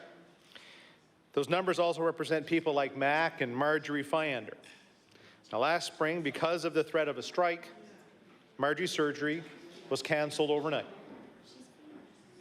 Outright. And at the time, Mr. Fyander wrote to the Premier saying that cancer doesn't wait for anybody, which is absolutely true, and that the cancellation was totally unacceptable. And few people can argue with them. Cancer does not wait. With full knowledge of that very threat of a strike would cause undue stress for thousands of Nova Scotians, some who are very ill, this government let hospitals ramp down. The Liberals, they look at it the other way. They actually said nothing, and I know that the government, when they get up to speak, probably will take a couple of shots at the Liberals as well. This legislation will ensure government, no matter what political stripe, the legislation would ensure government, no matter what political stripe, would put patients first. It ensures that hospitals will stay open, that not another surgery would ever be canceled, that no important test would be postponed because of a contract dispute. As terrible as the threat of a strike was, an actual strike would have been much, much worse. And at the time, the Capital District Health Authority says the system could only withstand a strike for a matter of days.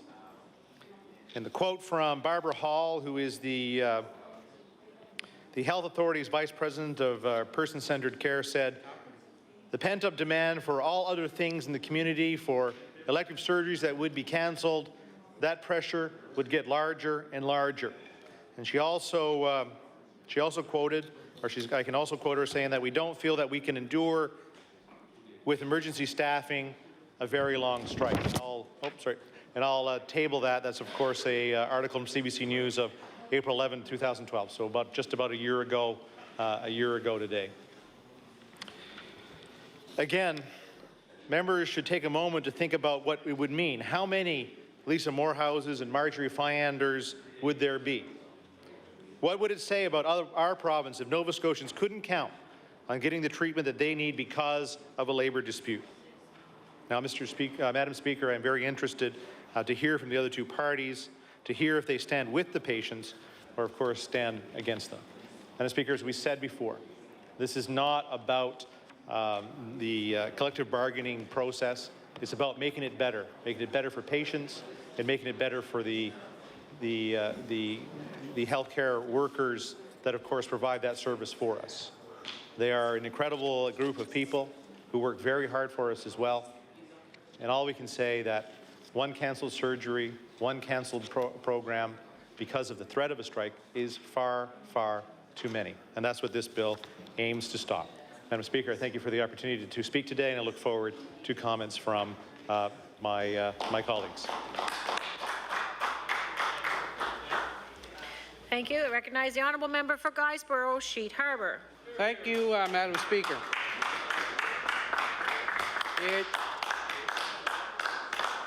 Madam Speaker, I'm very pleased to rise today to speak to Bill number 35, the Trade Union Act.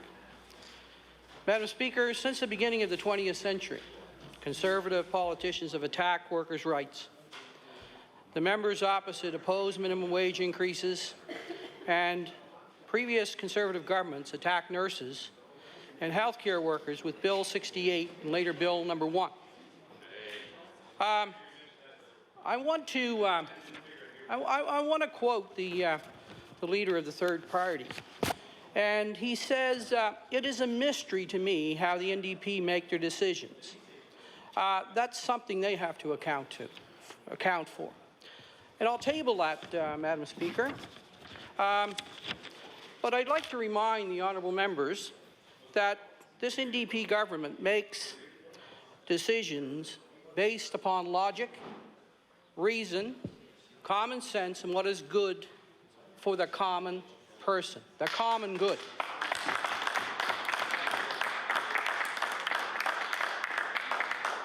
Perhaps the members opposite might like to visit the statue of Joseph Howe on these grounds and perhaps look at what Joseph Howe had to say.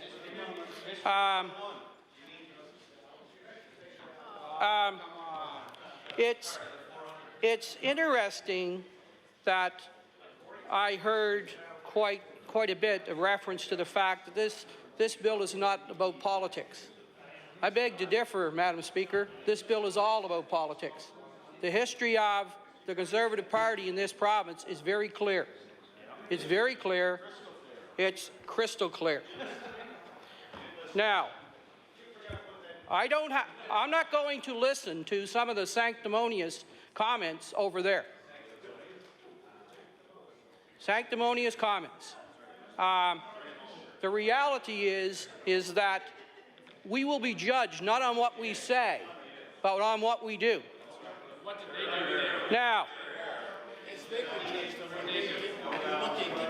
Now, Bill 68, Madam Speaker, was introduced by the Conservative government in 2001. And many of us standing here in this House remember that bill very well. I suspect that the Honourable Minister of Health would remember that bill very well. This bill was opposed in the House. The healthcare workers were angry, and even the government of the time, the Conservatives, the Tories, said that binding arbitration they imposed was not affordable. Now, it's interesting. In the days after the bill was passed, the one that they're talking about again today, so to speak, they did not impose a contract. Instead, the Tories agreed to a form of binding arbitration, something they said the province couldn't afford. And lo and behold, the province couldn't afford it. Registered nurses wound up with about an 18% raise, compounded over 3 years. Licensed practical nurses and other health care workers got 7.7% plus a $1,500 lump sum payment. Now, it's interesting that this crowd or this group of people will bring this back again and try to revisit this when this has been rejected a number of times on this legislature floor. It's been rejected by the public. But again, because of clear ideology, they will bring this back. And when I table some other documents, you'll understand exactly the fact that they don't have a plan. And I'll table this one. Now, Madam Speaker, the Conservative government, as I was stating, didn't learn anything from the criticism they received in Bill 68, because just a few years later, they introduced Bill number 1, which again was aimed to get rid of healthcare or take away healthcare workers' rights. Now, Bill number 1, it's right here in the Canadian press. Bill number 1.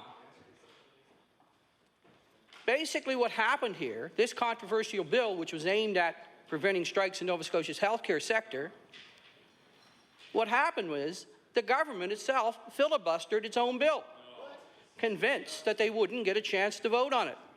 So this group, or this party over there, brought it in twice. The second time they filibustered and killed their own bill. Great. That shows that you're in control and that you have a good idea of where you're going and you have a plan. That's a really good plan. I would suspect that that would work very well. No, not at all. Madam Speaker, today this bill attempts to continue the discussion around some of the most important workers in our province. Everyone knows just how significant workers in the healthcare profession and in community services professions are. The significance of these workers is not what is being debated today, Madam Speaker. Again, we want to focus on what is being said today and what was done in the past. And what is said is something that they don't believe in. They don't believe in it. They just put it out here as a way of trying to convince Nova Scotians that they have a plan, that they have a purpose. Okay. No plan, no vision. Now, so while the leader of the Progressive Conservative Party and the party over there is busy fear-mongering, okay, fear-mongering, perhaps the rest of us here will have a reasonable debate about this piece of legislation. Now, I understand that arbitration may be an option. That does not mean the rights of workers should be stripped away. Taking rights from healthcare workers is a sure way to worsen healthcare shortages. Those workers are apt to leave and move somewhere with more desirable working conditions. The proposed piece of legislation means that bargaining decisions would be made by an arbiter. And as a union member and someone who's done some negotiations, I'm very clear, and I clearly understand what that means. While arbiters can play an important role in the collective bargaining process, we need to understand the risks at stake with arbitration. Madam Speaker, I'm not surprised to hear this from the member opposite.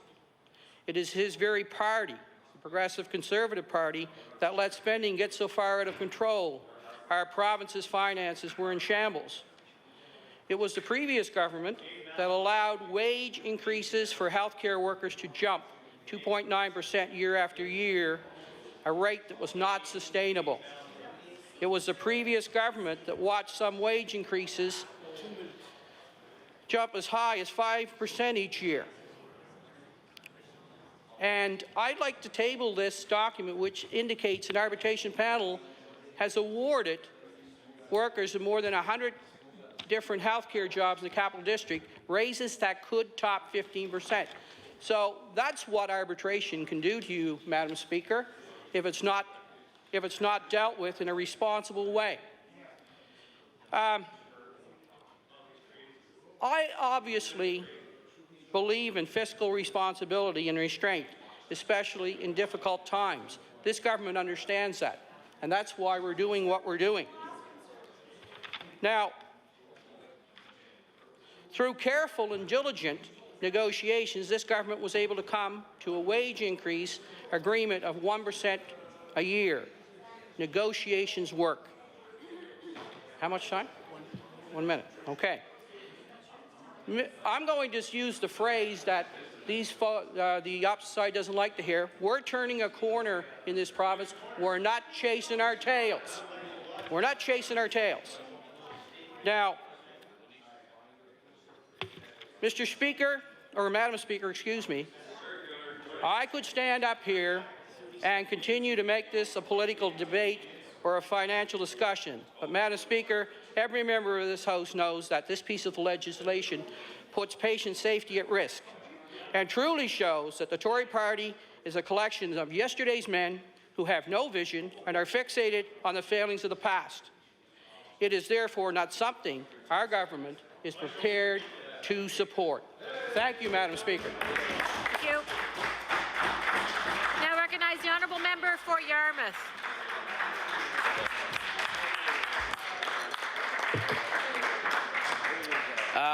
Madam Speaker, I'm happy to stand and discuss this Conservative bill that has come forward.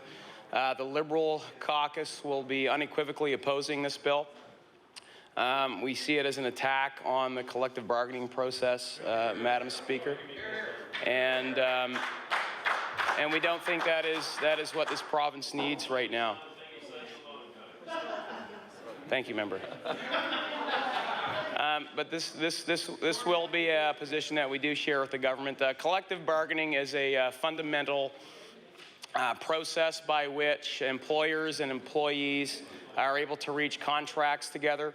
And there's a balance of power within that relationship that the collective bargaining process keeps and ensures that the outcome is fair and hopefully fair to both parties. We see this bill as an attack fundamentally on that process and its fairness and its ability to produce a fair result for both employers and employees. And we see this as a bill that is driven primarily by the ideology, the far-right ideology of the third party.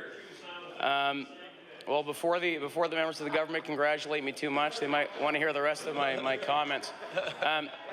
But a problem that we've seen in this legislature, I think that's been highlighted in the debates that we've had over the course of the last number of years, is the issue of, and the problem that ideological positions causes when we're tackling collective bargaining. We've seen the government take a very ideological stance on the other side of the political spectrum with first contract arbitration in its most severe form that we've seen in the province. The Liberal Party did provide some amendments to that first contract arbitration legislation to make it what we felt would be more appropriate and fair to the collective bargaining process. We weren't shouting from on high like the third party was that first contract arbitration would be the end of our economy or anything like that. But there were some issues in that piece of legislation that we thought should be addressed. Employers from across the province had concerns with it. Small businesses had concerns with it. And that is why we did filibuster that piece of legislation and try to make amendments to it to make it more friendly to the employment side, the employer side, as they had concerns with it.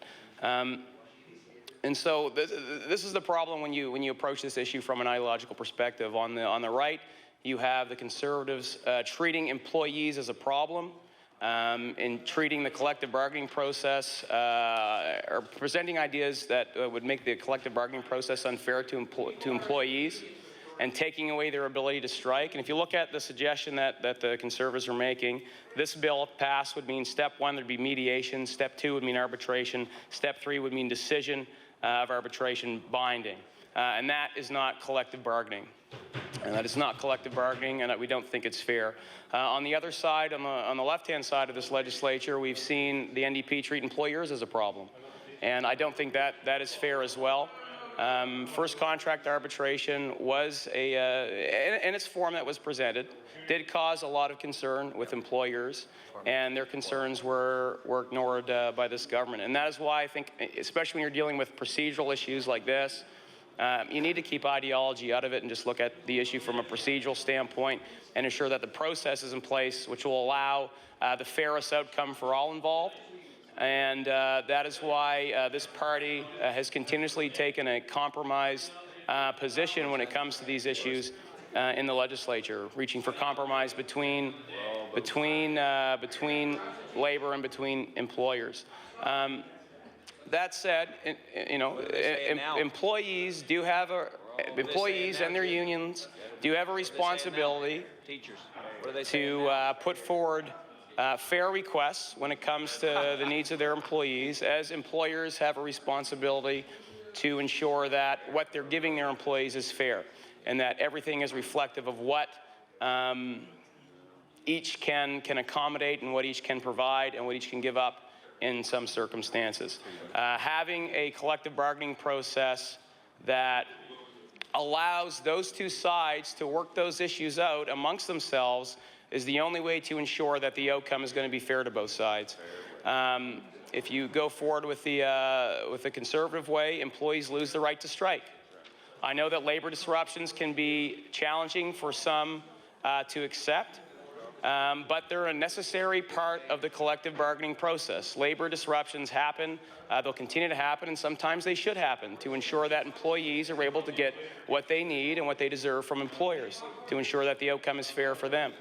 On the other side, forcing a first contract arbitration on employers could potentially shift the balance of power the other way and allow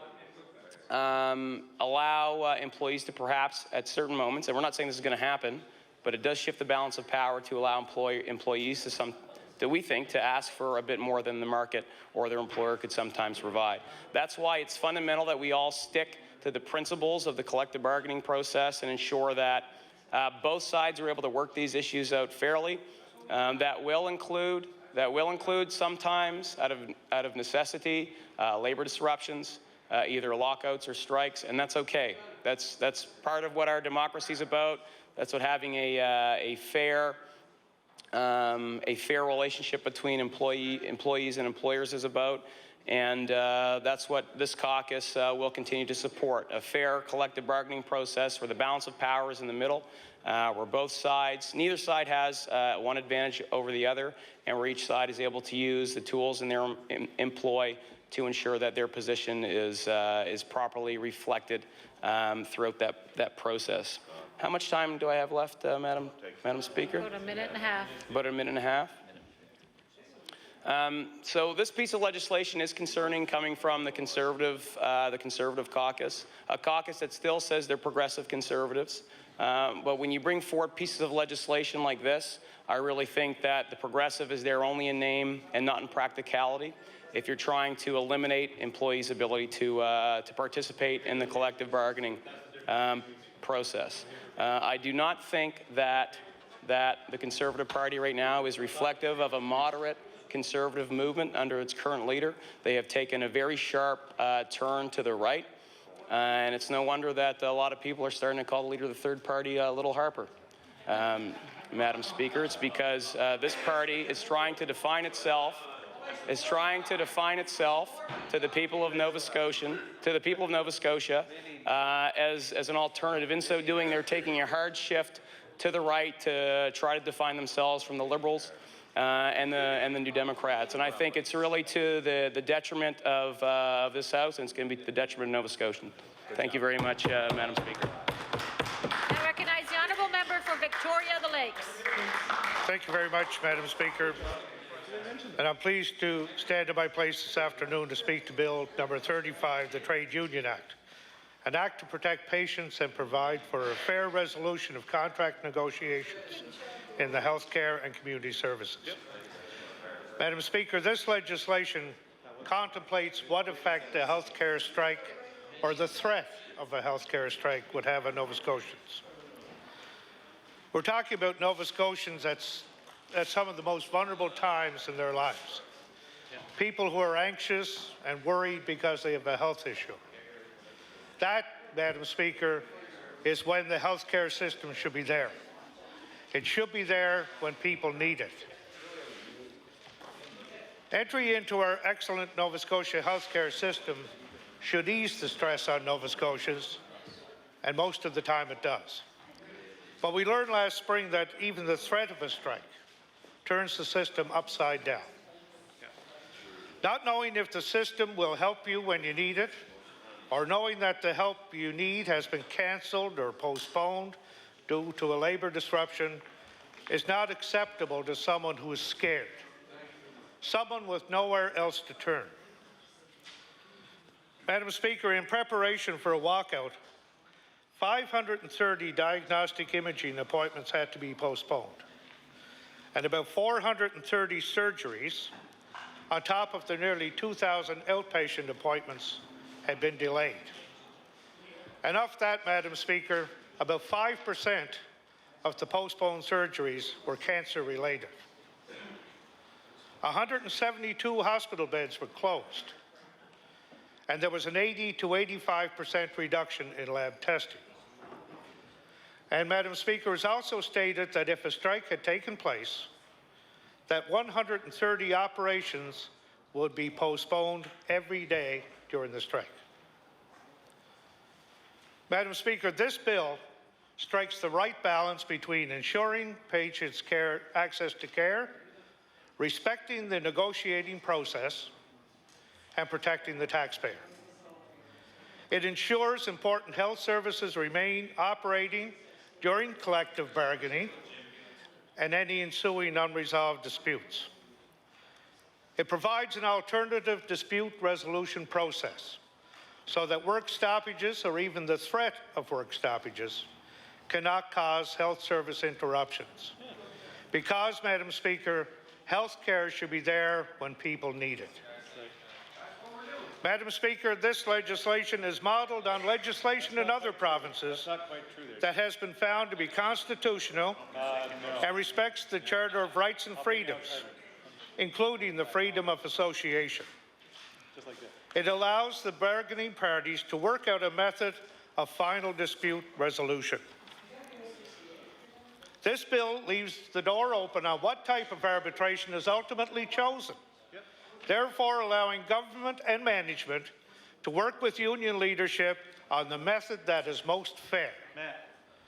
And it contains a provision that requires an arbitrator to consider the state of Nova Scotia's finances when determining a settlement, alongside other considerations such as comparable rates of pay and benefits in other jurisdictions. At least we didn't make you go on vacation. You know, Mr. Speaker, the member from Yarmouth has said that this legislation is far-right ideology.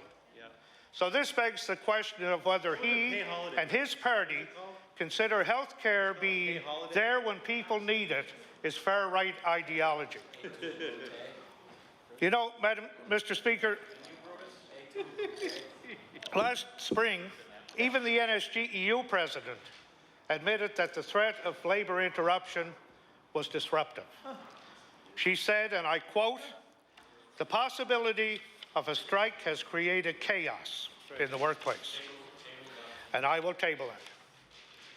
No one who needs a test or a delicate operation wants to hear that there's chaos in the very place they're going for help. No one worried about a parent or a sibling or a child who is sick wants to learn that the people who are supposed to treat them are working in a chaotic workplace. Because, Mr. Speaker, health care should be there when people need it. Mr. Speaker, this bill means that health care workers will not have to feel that their workplace is in chaos. It means that Nova Scotians will have complete confidence that they will get the care they need, even if labour negotiations are taking place. Today, with this bill, we will see who puts patients first and who does not. Because, Mr. Speaker, health care should be there when people need it. Last spring, Mr. Speaker, the then Health Minister stood on the sideline and watched as the threat of a labour stoppage struck fear in the hearts of Lisa Morehouse and Marjorie Fyender and their families. And standing beside the minister was the Liberal leader. He decided to watch to see what happened before he took a stand. Still waiting. He told the media, and I quote, he supports collective bargaining and wants to see the sides settle their issues at the table. And I will table that. And with all due respect, Mr. Speaker, that's what everybody wants. The real question, Mr. Speaker, for the Liberals and the NDP is who wants to bring chaos to hospital workplaces and turmoil to sick Nova Scotians while the collective bargaining process goes on. Nobody does. Because, Mr. Speaker, health care should be there when people need it. So, Mr. Speaker, I'm proud to say that my party, the Progressive Conservative Party, stands with patients. And this bill means that the patients will always come first because health care should be there when people need it. Thank you, Mr. Speaker. Thank you.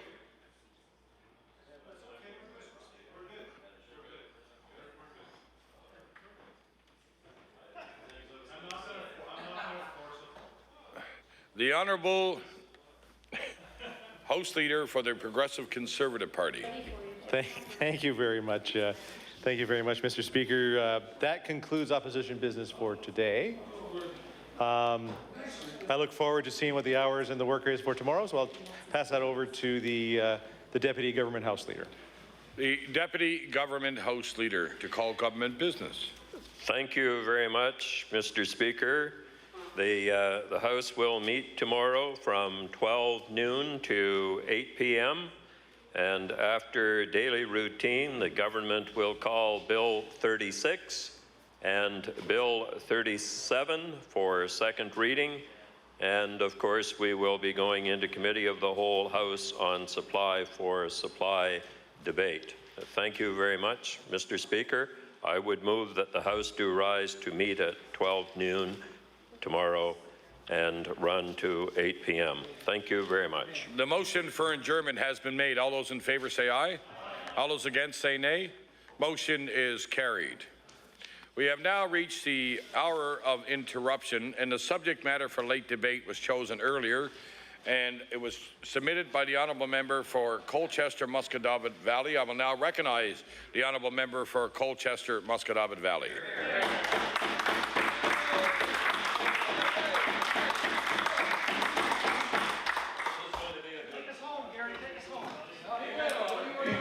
Mr. Speaker, I rise in the place of the people of Colchester-Musquodoboit Valley to speak to a matter that is having a serious impact and a negative impact on the communities and the well-being of the people of our province, namely the changes in the employment insurance system being introduced by the Government of Canada. I wish to draw attention this evening to two of these changes in particular: the new, more restrictive EI eligibility rules for the seasonally unemployed, and the abolition of the Board of Referees EI appeals system. First, as of January 6th, new regulations have come into force for anyone who has filed for EI 3 times or more in the last 5 years. People in this newly formed category are now required from the first day of their EI claim to accept employment that pays them 80% of their previous earnings. And people in this same category, after 6 weeks, now are newly required to accept a job at 70% of their previous earnings, and such employment can be anywhere within a 100-kilometer radius of a person's home. Now, those most profoundly affected by these very significant changes in the EI system are employees, of course, in seasonal industries, those industries which are the complete backbone of the natural resource-based economy of rural Nova Scotia.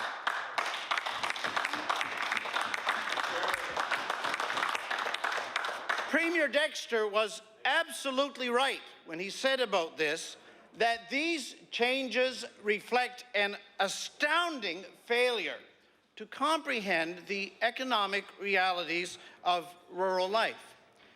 People who work, for example, in the woods, and who are typically each year laid off when the roads close, when that happens, they don't fail to go down to Walmart and apply for jobs as Walmart greeters because somehow they're people that need a little bit of extra prodding.